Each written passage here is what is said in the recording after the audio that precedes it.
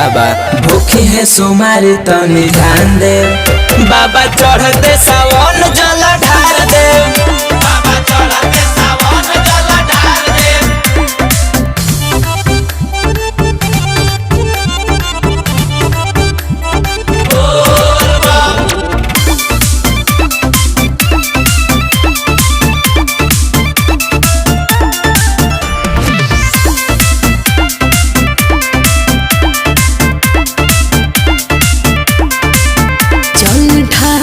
चल अपना